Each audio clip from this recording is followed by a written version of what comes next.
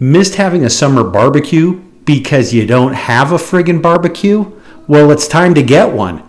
Let's talk built-ins. Let's go.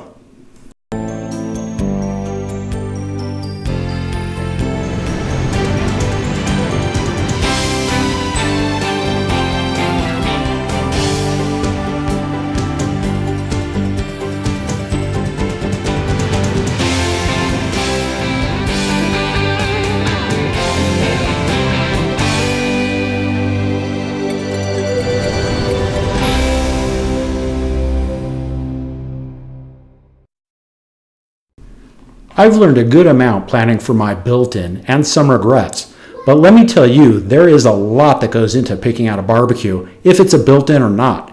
I can't cover everything, but let me give you an example of the options.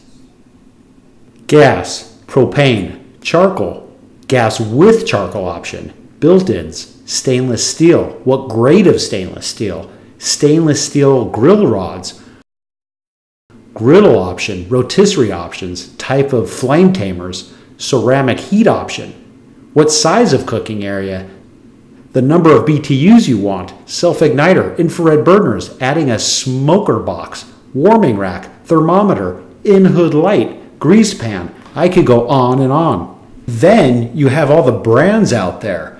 Lion, Bull, Blaze, Weber, Napoleon, KitchenAid, Toilet. No, I'll stop here, but it's pretty slick with a built-in cooler.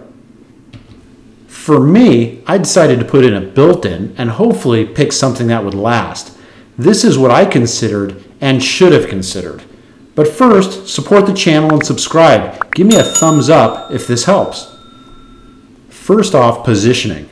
You want to make sure you can take a look at the yard and have a view. If you have a pool, you need a view of the pool and being in yelling distance of the kids. Also, consider the time of day you're going to be using the barbecue if you don't want to be roasting in the sun. You want your meat and veggies to be roasting.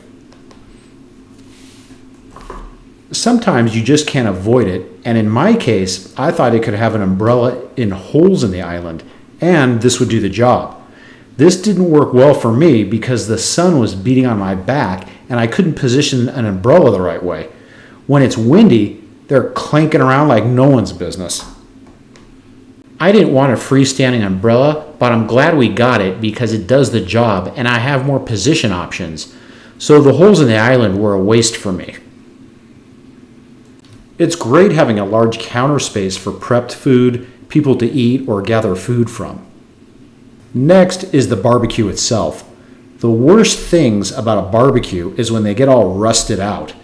The key to a long-lasting barbecue is that it's made of 304 stainless steel.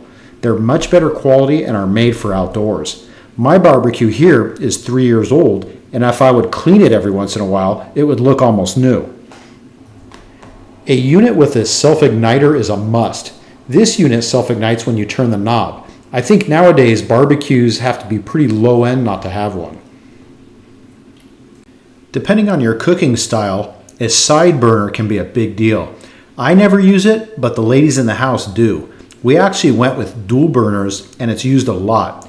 As you can see, no one ever cleans it.